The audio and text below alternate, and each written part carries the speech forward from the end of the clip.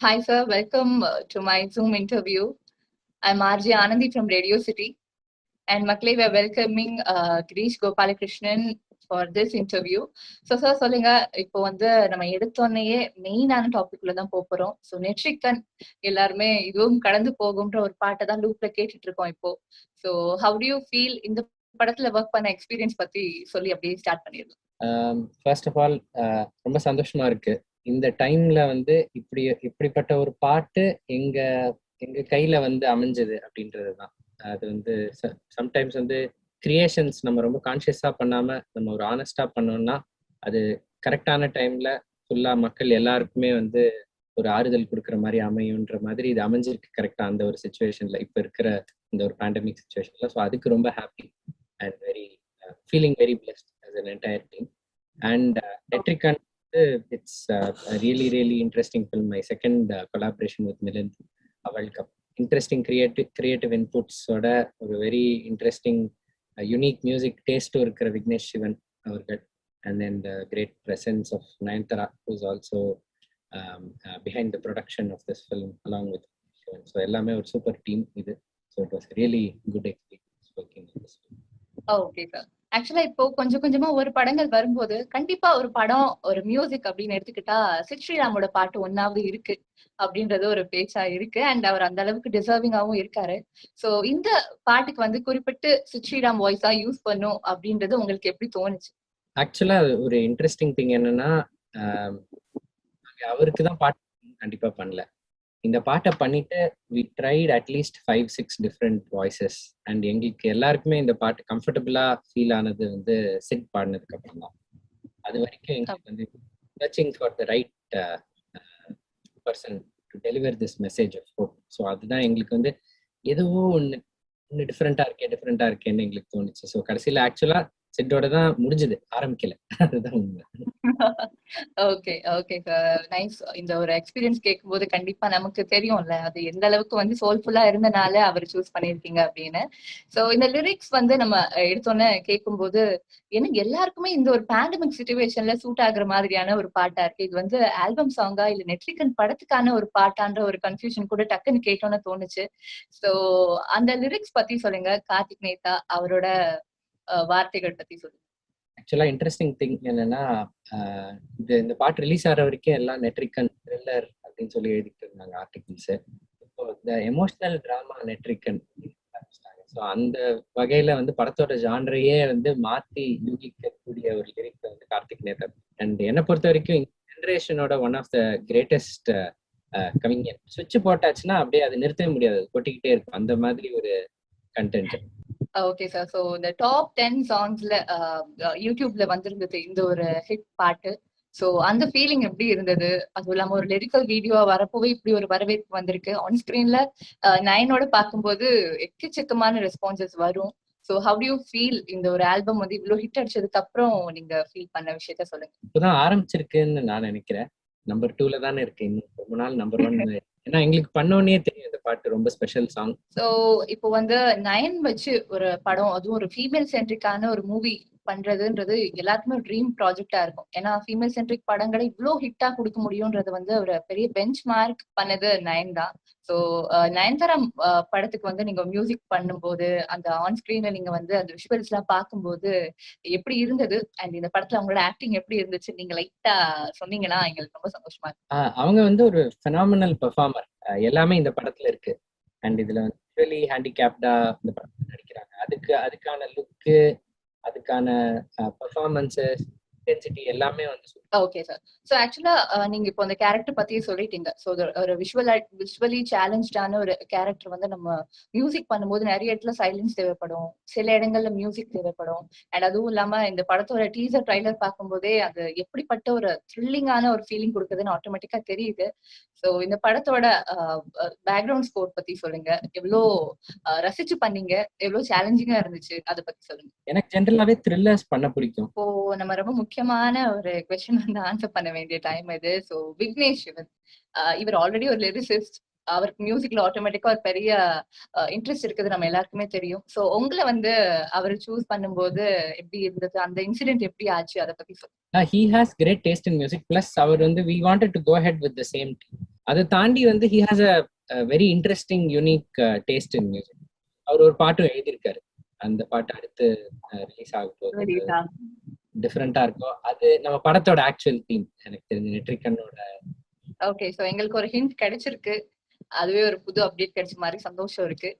So கூடிய சீக்கிரமே அடுத்த பாட்டும் வந்து ஒரு பெரிய ஹிட் ஆகணும் எங்களோட வாழ்த்துக்களை சொல்லிக்கிறோம். அண்ட் இப்போ இருக்க இண்டஸ்ட்ரி பாத்தீங்கன்னா பேண்டமிக்ல ஓடிடி பிளாட்ஃபார்ம்ஸ் அதிகமா வர ஆரம்பிச்சிருச்சு. நமக்கு ஒரு ஆல்டர்னேட்டிவ் பிளாட்ஃபார்மா வந்து இப்போ இது கொஞ்சம் டாமினேட்டிங்கா இருக்கு செகண்ட் வேவ் வந்து ஒரு காரணத்தினால.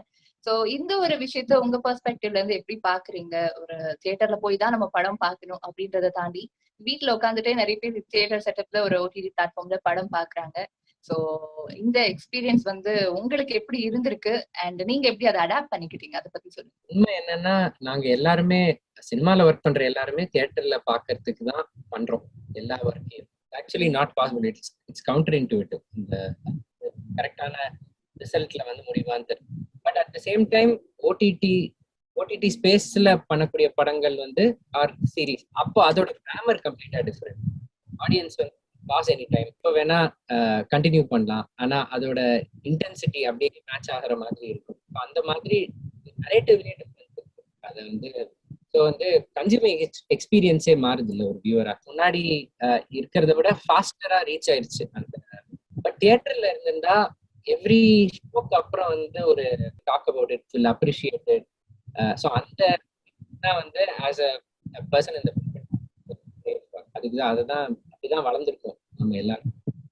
வந்து சடனா மாறாது, பட் இதுக்குன்னு ஒரு தனி ஸ்பேஸ் இருக்கு. சோ இந்த படத்தோட டைரக்டர் வந்து உங்களை அப்ரோச் பண்ணும்போது எந்த மாதிரியான விஷயங்கள்லாம் சொல்லியிருந்தாங்க? ஏன்னா மிலிந்திரா வந்து ஒரு படம் எடுக்கிறாருன்னா அது கண்டிப்பா அந்த மியூசிக்கோட அதை அடாப்ட் ஆகணும்ன்றது அதிகமா விரும்புவாரு. சோ என்னென்ன டிமாண்ட்லாம் அவர் கொடுத்தாரு இந்த படத்தை பொறுத்த வரைக்கும், அதை நீங்க எப்படி ஹேண்டில் பண்ணீங்க? சோ அதை பத்தி சொல்லுங்க. டைரக்டரோட நீட்ஸை நீங்க எப்படி சாட்டிஸ்ஃபை பண்ணீங்க? மிலந்துக்கும் great taste in music and plus we are very good friends. எனக்கு இந்த கதை ஃபர்ஸ்ட் ஒரு பேஜர் ஸ்டோரியா இருக்கிறது இப்போ 200 பேஜ் இருக்கிற வரைக்கும் எனக்கு வெர்ஷன் எனக்கு சொல்லுவாரு. இதுக்கு ஒரு எக்ஸைட்டிங்கா ஒரு தீம் சாங் செமையா ஒன்று பண்ணணும் அப்படின்னு சொல்லிட்டு that's how we started Milandhu. So ஒரு சின்ன குவிக் ரேபிட் ஃபயர் மாதிரி ஒரு 4-5 கொஸ்டின்ஸ் இருக்கு. ஸோ நீங்க ஒர்க் பண்ணவங்களா இருந்தாலும் சரி, இல்ல நீங்க ஆன் ஸ்கிரீன்ல பார்த்த சில செலிபிரிட்டிஸா இருந்தாலும் சரி, ரொம்ப இன்னசென்டான ஒரு செலிபிரிட்டினா இவங்களை நான் சொல்லுவேன். பட் அவங்களோட ஒர்க் வந்து இன்க்ரெடிபிளா இருக்கும். பட் அவங்க வந்து அவ்வளவு இன்னசென்டா இருப்பாங்க. நீங்க ஃபீல் பண்ண ஒரு பர்சன் யார்? அசோக் செல்வன். ஸோ நீங்க ரொம்ப ஆன் ஸ்கிரீன்ல பார்த்து இப்படி ஒரு அழகான ஆக்ட்ரஸ் இருக்காங்களே, சான்ஸே இல்லை, இவங்களுக்கு நம்ம மியூசிக் பண்றோம் அப்படின்னு நீங்களே ரொம்ப எக்ஸைட் ஆகி மியூசிக் பண்ண ஒரு ஆக்ட்ரஸ் யார்? ராதிகா ஆப்தே. சோ ஒரு டைரக்டரை கன்வின்ஸ் பண்றது எனக்கு ஒரு ரொம்ப பெரிய டாஸ்கா இருந்திருக்கு அப்படின்னா நீங்க ஒர்க் பண்ணதுலயே எந்த ஒரு டைரக்டர் சொல்லுவீங்க? மிலிந்திரா. ஓகே, சோ ஒரு லிரிசிஸ்ட்னே வந்து அவரை பார்த்தோன்னே ஃபீல் ஆகாது. பட் அவரோட வரிகளை பார்க்கும்போது இப்படி எல்லாம் எழுத முடியுமா நீங்க ரொம்ப வியந்த ஒரு லிரிசிஸ்ட் யார்? மோகன்ராஜன். Okay, so wonderful. இந்த ரேபிட் ஃபயர் கம்ப்ளீட் ஆயிடுச்சு. சோ இதுல இருந்தே தெரியுது ஓரளவு நீங்க வந்து உங்க ஃப்ரெண்ட்ஸாவும் வந்து எல்லாரையும் பார்த்துட்டு இருக்கிற ஒரு விஷயம். சோ மெயினா இப்போ நம்ம நெற்றிக்கண் தாண்டி மூக்குத்தி அம்மன் பத்தியும் பேசணும்னு தோணுது. சோ ஆர்ஜே பாலாஜி இவரு கூட நீங்க ஒர்க் பண்ண அந்த எக்ஸ்பீரியன்ஸ் பத்தி ஷேர் பண்ணுங்க. ஆர்ஜே பாலாஜி ஆக்சுவலா வந்து ஒரு very extraordinarily creative and aware person அப்படி சொல்லுவேன். அவருக்கு என்ன தெரியும், அவருக்கு என்ன தெரியாதுன்றதோட ரொம்ப கிளியர் ஐடியா அவர் இருக்கு. அதனாலதான் அவர் படங்கள்ல அவருக்கு கரெக்டா செட் ஆகிற விஷயங்களே அவரே ரைட் பண்ணி அவரே ஆக்ட் பண்ணி எல்லாம் பண்றப்ப அது வந்து சூப்பரா செட் ஆகும். அதே மாதிரி அதே சென்ஸ் உங்களுக்கு தெரியாமலே நான் சிம்பிளா ஒண்ணு கொடுத்தாலும் அதை இன்னும் டீப்பரா இன்னும் மீனிங்ஃபுல்லா மாத்திருக்கீங்க நீங்க. அதுக்கு மாறாம. சோ உங்களோட அடுத்தடுத்த அப்டேட்ஸ் பத்தி கொஞ்சம் சொன்னீங்கன்னா எங்களுக்கு யூஸ்ஃபுல்லா இருக்கு. நெட்ரிகனுக்கு அப்புறம் நீங்க என்னென்ன விஷயங்கள்லாம் பண்றதுக்கு எக்ஸைட்டடா ரெடி பண்ணிட்டு இருக்கீங்கன்னு சொல்லுங்க, ஒரு சின்ன அப்டேட். என்னோட செகண்ட் ஃபிலிம் விடியம் ஒன்னோட டைரக்டர் பாலாஜி குமார், விஜய் ஆண்டனி சார் நடிக்கிறாரு and Ritika acting in it. Title இன்னும் வைக்கல, but it's also a great thriller. Knives out Daniel நடிச்ச நைவ்ஸ் ஒரு சூப்பர் ஸ்கிரிப்ட். அதுலயும் வந்து எக்ஸைட்டிங்கா மியூசிக் ஒரு இம்பார்ட்டன்ட் ரோல் பிளே பண்ணும். அந்த ஸ்கிரிப்டோட ஃபேப்ரிக்லயே வந்து த்ரில்லர்ல மியூசிக் இவ்வளவு இம்பார்ட்டன்ட் ரோல், அது வந்து நான் படிக்கிறப்ப then RJ Balaji's next film we've started working together. Okay. So இந்த ஒரு ஜானர்ல எனக்கு மியூசிக் பண்றது ரொம்ப பிடிக்கும் அப்படின்னு நீங்க வந்து ஸ்பெசிபிக்கா ஒரு ஜானர் சொல்லுவீங்கன்னா எந்த ஒரு ஜானரை சொல்லுவீங்க? ஆக்சுவலா காமெடி நான் ரொம்ப என்ஜாய் பண்ணேன். ஹாரர் எனக்கு பிடிக்கும், ஆனா காமெடி மூக்குத்தி அம்மன் பண்றப்ப ரொம்ப என்ஜாய் பண்ணி பண்ணேன். ஓகே, கண்டிப்பா உங்களுக்கு இன்னும் நிறைய ப்ராஜெக்ட்ஸ் வந்து சக்சஸ்ஃபுல்லா வரணும் அப்படின்னு ரேடியோ சிட்டி சார்பா வாழ்த்துக்களை சொல்லிக்கிறோம். அண்ட் எனக்கு ஒரு இமேஜ் ஒன்னு கிரியேட் ஆனது என்னன்னா, மூக்குத்தி அம்மன் இப்போ நெட்ரிகன். சோ நயன்தாரா படங்களுக்கு மியூசிக் பண்ண அது கிரீஷ் கோபாலகிருஷ்ணனா தான் இருப்பாரோ அப்படின்ற ஒரு ஹேஷ்டேகே வந்துரும்னு தோணுது. Thankful for that, really happy and thankful for that. It gives a bigger platform to your music, so always grateful. Okay sir, thank you so much. ஒரு ரொம்ப இன்ட்ரெஸ்டிங்கான ஒரு கியூட்டான செஷன் அது இருந்தது. ஸோ இன்னும் நிறைய இந்த படத்தோட சக்சஸ் மீட்லயும் வந்து உங்க கூட பேசணும் அப்படின்னு நாங்க இப்பவே வந்து விஷஸ் கன்வே பண்ணிக்கிறோம். இன்னும் நிறைய மூவிஸ் வந்து நீங்க பண்ணணும்ன்ற ஒரு வாழ்த்துக்களும் நாங்க கன்வே பண்ணிக்கிறோம். Thank you sir, thank you so much for joining us. Thank you very much.